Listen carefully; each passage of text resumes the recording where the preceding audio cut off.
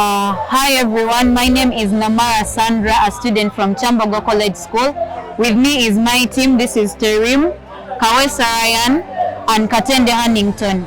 This is Crossfire quarterfinals, and our motion for today states that this House shall increase the tax rate in the agriculture sector. Hi everyone, finally by the God's will we have made to the quarterfinals of high school Crossfire, and since we have come this far, our expectations are quite high because we're doing very well, and Kyambogo is not here to lose. We are here to win. Thank you everyone. Good afternoon everybody. My name is Lugazi John Mary Francis, team St.Mary'S College Lugazi, and with me is Coach Rebecca, Kanavi Jonathan, Asinja Mika Pasco, Okiya Michael, and Tugume Peace. Today we're going to point at the motion this House shall increase the tax rate in the agriculture sector, which is the quarter-final.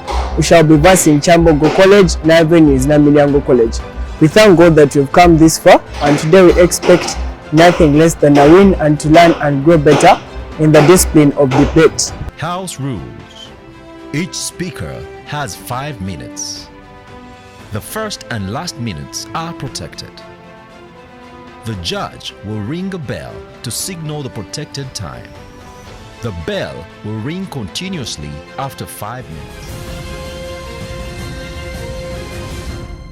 Good evening. My name is Tehri Mirza, student of Kyambogo College. Affirmative case, Speaker 1 resolved. This House shall increase tax rate in the agriculture sector. First, definitions, which are all taken from the Uganda's tax guide for agriculture sector, the current one. Increase, raise something to a certain level of amount. For example, the way we are going to increase tax here. Agriculture sector, unit of work in government that deals with crop, animal production, forest, and lumbering. Our current status quo is the urgency and need of money since we are a shortage of foreign aids. And second, we have a huge debt of 80.7 trillion shillings. And third, we need to fight our dependency syndrome. I'm going to further debate about this in my ahead speech, but let's move on. Our houses are the Parliament of Uganda in partnership with the Inspector General of Government, Parliamentary Anti-Corruption Unit, and the URA and the UBOS. Our stand is to increase the presumptive income tax on progressive economic scale. Presumptive income tax is the amount of money one is taxed only on the profit he or she makes by his products, which means the cost and the losses are subtracted from these taxes. So let's straightly go to our plan. With the allocated money to the Parliament for duties, with the help of IGG, UBS, and UR that were given the money in the current financial year, we are going to upgrade the tax collecting systems to follow up and collecting of these taxes to boost our economy of Uganda. First of all, I would like to present this stats from the URA. The URA was targeted to collect 7.45 trillion, but instead the URA collected 7.47 trillion, which was surpassed by 19.2 billion. That's why we choose URA as one of our houses, because URA is one of the most effective bodies in Uganda right now. It can work, yes. And yes, we do not deny the fact that there is corruption in Uganda. That's why we are working with the Parliamentary Anti-Corruption Body of Uganda and the IGG's office. So what are we going to do? First of all, we are going to reconsider the effective registration and approved of commercial agronomic participants, which means we're only taxing the commercial side of agriculture right now, to track them and ensure that they comply with the current tax system. And we then will strengthen and enforce strategies on non-complement agriculture supplies with large firms. This first step will take place before the current financial year ends, which means from now. Honorable, point of information. Accepted? Honorable, prove that Uganda's agriculture sector can sustain an increase in the tax rate. I think you should wait for my speech to finish. You'll get your answers.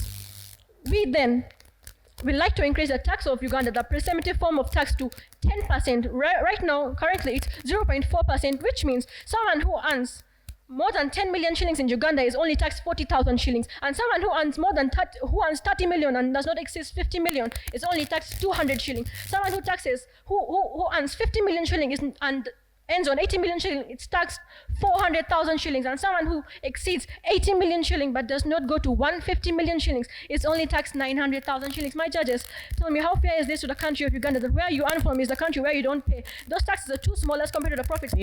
Rejected, as these investors make profits. By increasing Point of information. I said rejected. This will happen in the first few years of year 2024 before the declaration of the new financial year, and we shall implement this policy in the coming year. And then we will set price maximum and price minimum, which means no producer shall charge a consumer more than the max price set by the government. This will protect the consumers from exploitation, and for producers we have the minimum price, which means no consumer will buy a product with product less than the price set by the government. This will also protect the consumers from from facing losses. And this is why the team negative does not come here and tell us that there will be price fluctuations because of increasement of taxes, because we have already explained why won't this happen. Now I would like to tell you why are we using the government sector. Because the government sector contributes 24.5% to Uganda's GPD and is a leading sector when it comes to the economy of Uganda. But when it comes to the taxes revenue, judges, it only contributes 0.4%. How benefiting is this? Which means agriculture is not benefiting country of Uganda, but it's only benefiting its investors. For example, look at look at the stats. The Madani Group earned 11.2 trillion Ugandan shillings, all right? And they only after earning 11, they only contribute a tax of 112 billion, which is less than their 1%, and it's a fair loss to Uganda. A good evening, the panel of judges. This House shall increase the tax rate in the agriculture sector. My name is Lusunzo John Mary Francis, -1.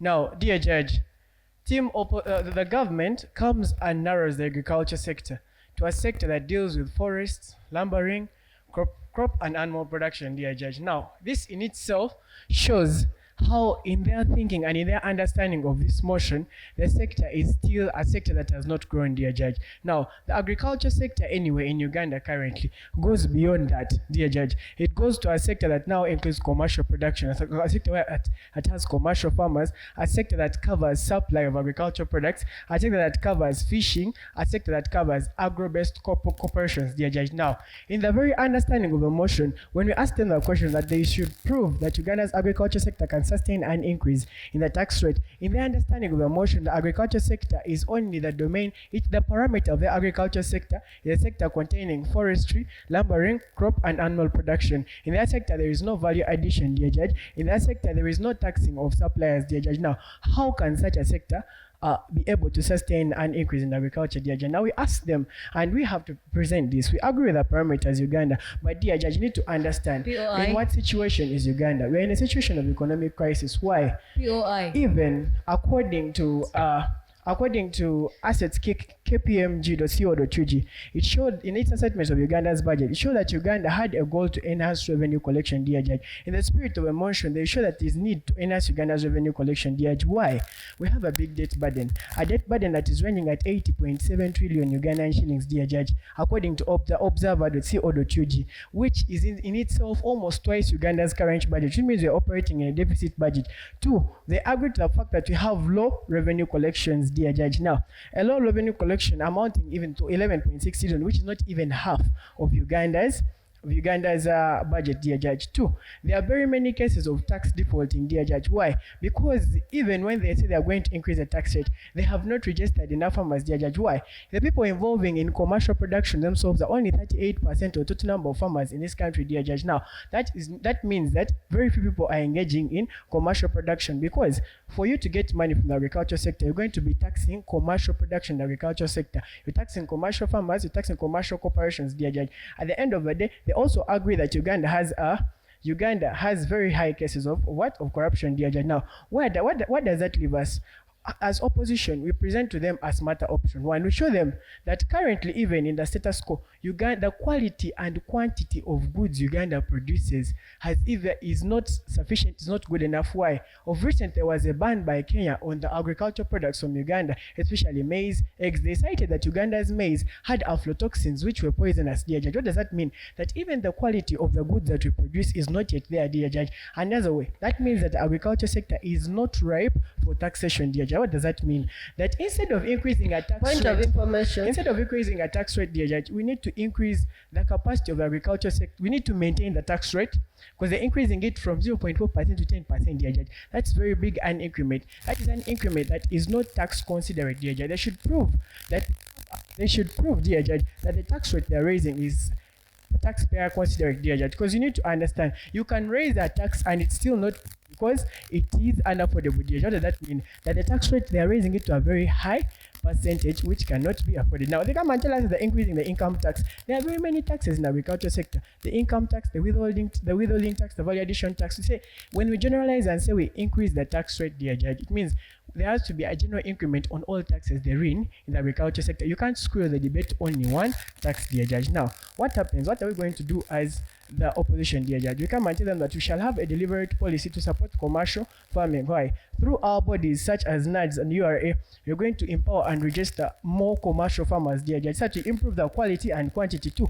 We are going to ensure that the sector grows where there is a income production in the dear judge.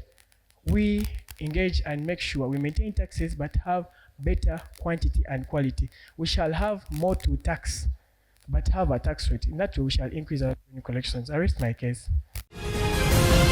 This is the High School Crossfire. We'll be back in a minute.